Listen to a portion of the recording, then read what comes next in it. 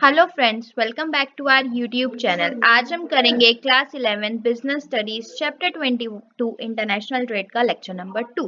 आज के लेक्चर में जो हम टॉपिक कवर करेंगे वो होगा scope and complexities of international business, कि इंटरनेशनल बिजनेस का क्या स्कोप है, कहाँ तक ये एप्लीकेबल है और इसमें क्या क्या दिक्कतें आती हैं। तो चलिए बिना देरी के अपने आज के लेक्चर को शुरू करते हैं और स्कोप ऑफ इंटरनेशनल बिजनेस पढ़ते हैं। स्कोप ऑफ इंटरनेशनल बिजनेस क्या है? ट्रेडिंग। सबसे पहला trading. By trading we mean export and import of goods. Trading से हम क्या समझते हैं? गुड्स का एक्सपोर्ट और इंपोर्ट, गुड्स का लेन देन करना। Many trading houses are created among different countries of the world for the smooth trading of goods and services. हर कंट्री में different different trading house create किए गए हैं ताकि जो ट्रांजेक्शन है, जो भी export and import of goods है, वो क्या हो, गुड्स एंड सर्विसेज का, वो इजीली हो जाए, कोई दिक्कत ना आए किसी भी कंट्री को। सेकेंड स्कोप आता है सर्विस की, किस तरह की सर्विसेज प्रोवाइड की जाती हैं। The role of services is increasing in international business. जो सर्विसेज का रोल है वो इंटरनेशनल बिजनेस में दिन प्रतिदिन इंक्रीज होता जा रहा है। अब सर्विस से आप क्या समझते हैं? Communication service, transportation service, tourism service, banking और इंश्योरेंस फैसिलिटीज, ये सब किसके अंडर आती है? हमारी सर्विसेज के अंडर आती हैं। ये सर्विसेज बहुत इंपॉर्टेंट रोल प्ले करती हैं, जिसकी वजह से हमारा जो इंटरनेशनल बिजनेस है सक्सेसफुल हो पाता है। अगर इनमें से किसी भी एक चीज को हम हटा दें तो हमारा जो इंटरनेशनल बिजनेस है उसमें क्या आएंगी? बहुत सारी दिक्कतें आएंगी और स्मूथ ट्रांजेक्शन नहीं हो पाएंगी। थर्ड स्कोप आता है मैन्युफैक्चरिंग एंड मार्केटिंग। बिजनेस, हमें इंटरनेशनल बिजनेस क्या करता है? हमें अपॉर्चुनिटी देता है, जो हमारे खुद के प्रोडक्ट हैं, सेल्फ प्रोड्यूस्ड प्रोडक्ट जो हैं, सेल्फ मैन्युफैक्चर्ड प्रोडक्ट्स जो हैं, उनको भी इंटरनेशनल मार्केट में एस्टेब्लिश करने की, उनको भी इंटरनेशनल मार्केट तक पहुंचाने में मदद करता है। फोर्थ आता है हमारा sources and marketing. Under this one company of one nation establishes its unit in some another country and carry on its business there.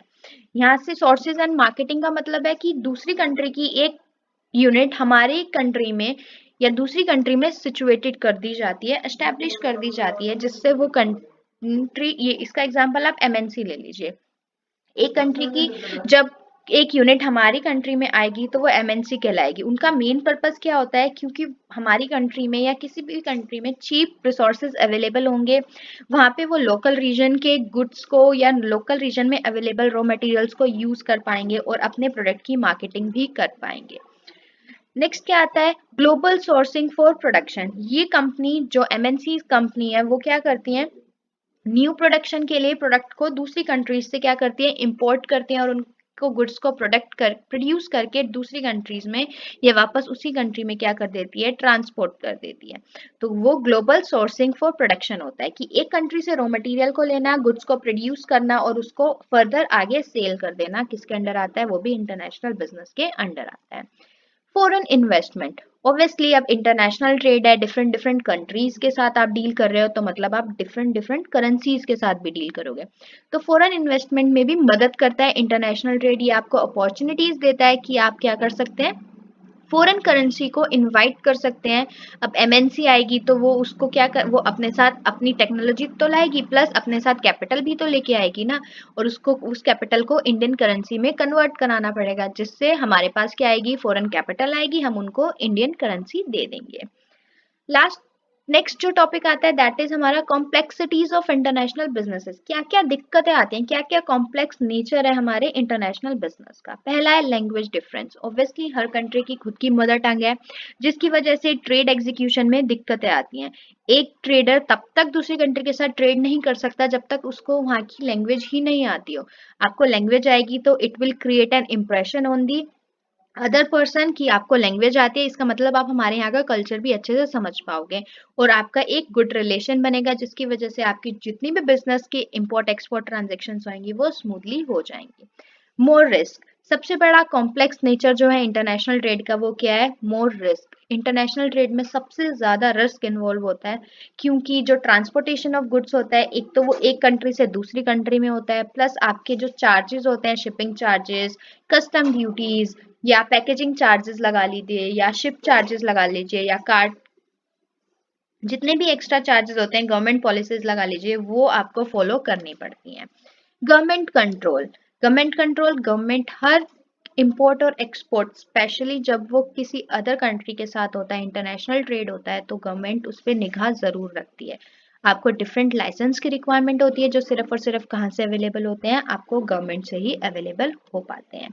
Difference in law, अब एक कंट्री में और दूसरी कंट्री के गवर्नमेंट में और the way they govern their country is different.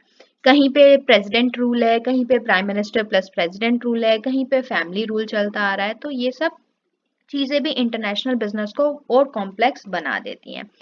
Difficulty in payment, अब payment में कैसे डिफिकल्टी होती है, अब आप हमारी करेंसी, इंडिया की करेंसी रुपी है, यूएस में डॉलर चलता है, यूएस डॉलर चलता है, तो ऐसा तो नहीं है कि आप रुपी लेके जाओगे और वहां पे जाके ट्रेड कर लोगे, नहीं। आप अगर यूएस कंट्री से यूएस कंट्री में आप ट्रेड कर रहे हो, इंपोर्ट एक्सपोर्ट कर रहे हो, तो आपके पास यूएस डॉलर होना चाहिए।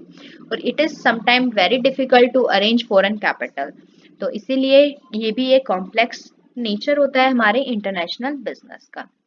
नेक्स्ट आता है कस्टम ड्यूटीज। कस्टम ड्यूटी क्या होती है, वो चार्जेस जो export and import of goods पे लगाए जाते हैं, उनको हम कस्टम ड्यूटी बोलते हैं। ये जो कस्टम ड्यूटी होती है, ये गवर्नमेंट लगाती है ताकि जो अनवांटेड ट्रेड हो रहे हैं वो ना हो सके। मोस्टली जो कस्टम ड्यूटी लगती है वो रॉ मटेरियल पे लगाई जाती है।